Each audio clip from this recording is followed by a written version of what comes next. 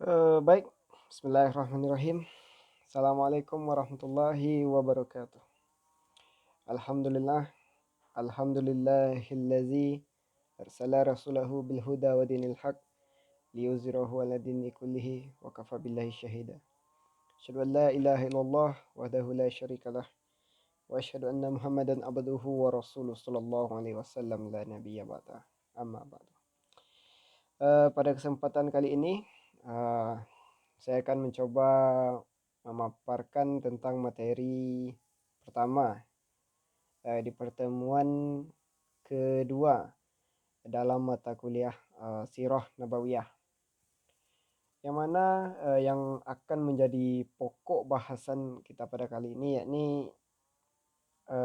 kondisi bangsa Arab pra-Islam atau kondisi bangsa Arab sebelum Islam datang. Selanjutnya ada juga pembahasannya tentang Mekah, Ka'bah, dan bagaimana kondisi kaum Quraisy di waktu itu. Sebelum kita menjelaskan bagaimana itunya, jadi kita pahami dulu, ini kan namanya belajar sejarah. Jadi sejarah ini berasal dari kata syajarah atau sajaratun yang berasal dari bahasa Arab yang artinya pohon. Kalau dilihat secara istilahnya, sejarah itu adalah rangkaian peristiwa masa lalu yang benar dialami oleh manusia. Bangsa Arab sebelum ada Islam atau sebelum datangnya Islam, bangsa Arab ini mendiami sebuah semenanjung, bisa dikatakan semenanjung terbesar di dunia. Bagaimana bangsa Arab mendiami semenanjung terbesar di dunia. Ini adalah tempat tinggal orang Arab. Ini dinamakan dengan Jazirah Arab. Dinamakan semenanjung yaitu karena letaknya yang menjorok ke laut. Ini adalah laut. Ini adalah Samudra Hindia, ini Laut Merah, ini Laut Tengah atau Laut Eropa. Arab terdiri atas daerah kering seperti daerah-daerah tepi pantai. Nah, ini adalah daerah-daerah kering ini nih. Nah, karena ini daerah-daerah pantai, tepi-tepian pantai.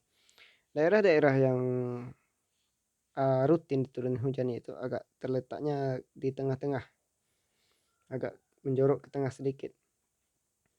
Jadi daerah-daerah yang aman atau daerah yang subur, yaitu daerah-daerah Hijaz, Yaman, Hadramaut, Oman, dan Bahrain.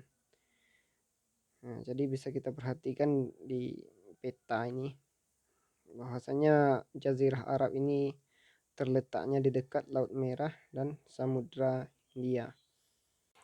Baik, selanjutnya yaitu kondisi masyarakat Arab atau yang bangsa Arab pada waktu itu terbagi pula ke atas dua bentuk.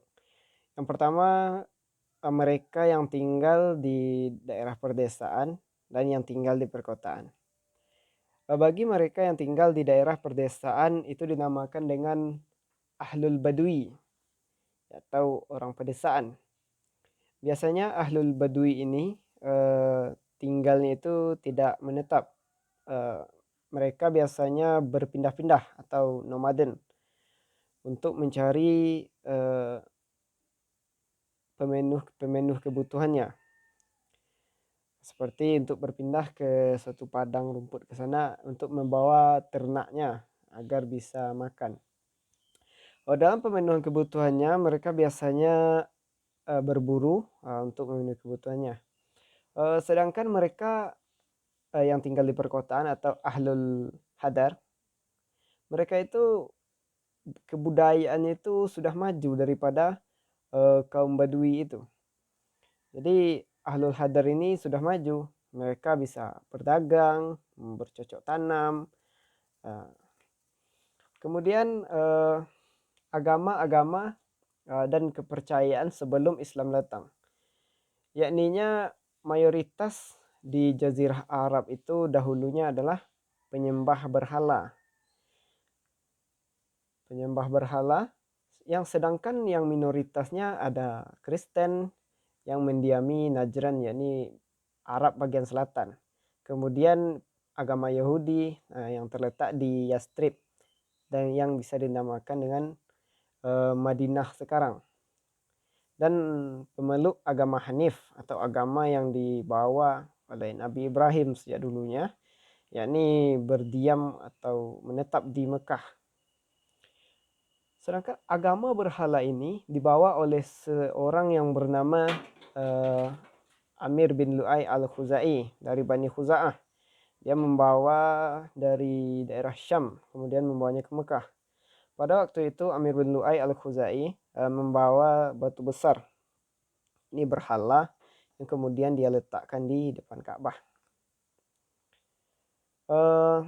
Selanjutnya kita membahas kondisi Mekah sebelum Islam. Kondisi Mekah sebelum Islam, Mekah ini didiami oleh orang-orang jahiliyah. Apa maksudnya jahiliyah? Jahiliyah itu adalah orang yang bodoh dari segi kemanusiaannya. Dari segi pengetahuan dan budaya, orang-orang Arab pada waktu itu sudah maju.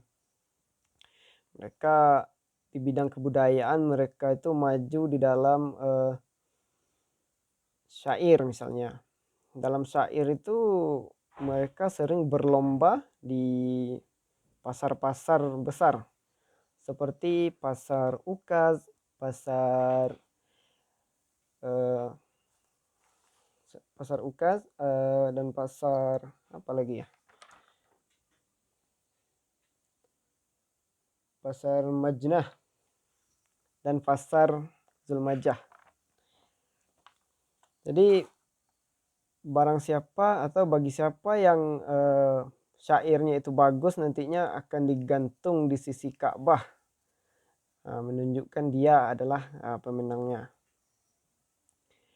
Yang selanjutnya kita akan bahas sedikit tentang Ka'bah. Mana Ka'bah ini adalah bangunan suci yang dibangun pada masa Nabi Ibrahim bersama putranya yakni Ismail. Bisa kita lihat Ka'bah itu. Baik, bisa kita perhatikan. Misalkan ini adalah contoh ya dari bangunan Ka'bah. Sebelum Islam, Ka'bah yang dibangun oleh Nabi Ibrahim dan Nabi Ismail ini adalah tempat pemujaan,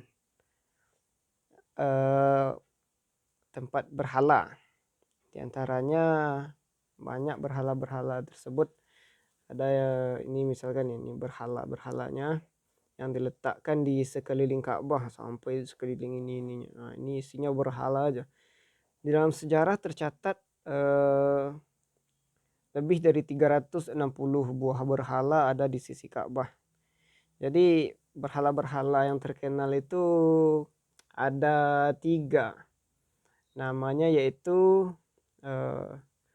Lata, Uzza, dan Hubal. Ini berhala-berhala yang terkenal ini namanya Lata, Uzza, dan Hubal. Tercatat di dalam sejarah, Hubal ini merupakan berhala paling besar yang terbuat dari batu aki berwarna merah. Jadi Ka'bah ini sebelum Islam masuk, Ka'bah ini dialihfungsikan sebagai tempat pemujaan bagi orang-orang jahiliyah yang menyembah berhala. Dan posisi umat Islam yang memeluk agama Hanif terlengserkan dari sekeliling Ka'bah.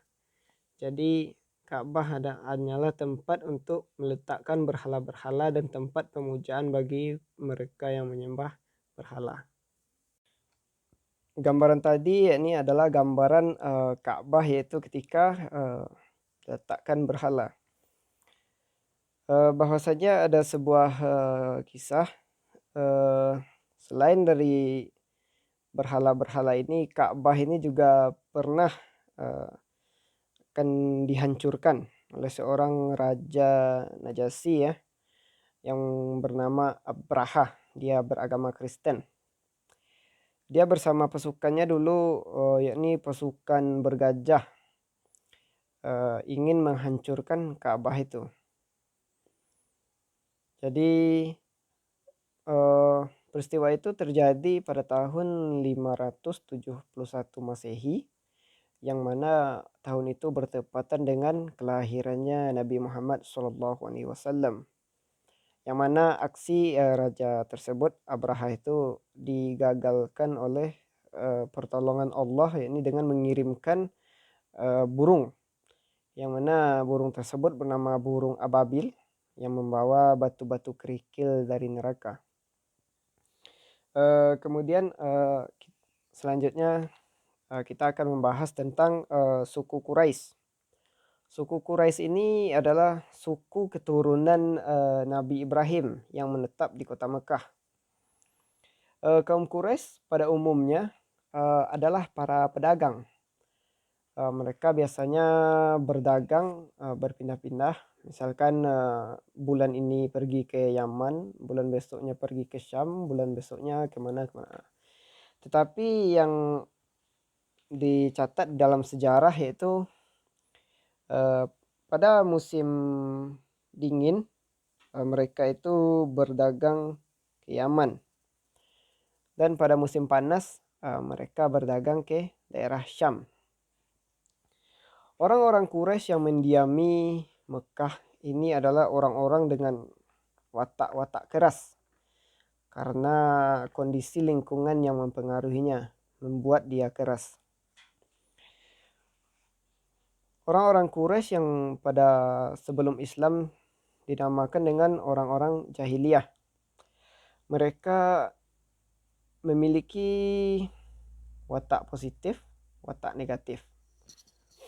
Watak positifnya yakni mereka ini dermawan, saling tolong menolong dengan sukunya tersebut.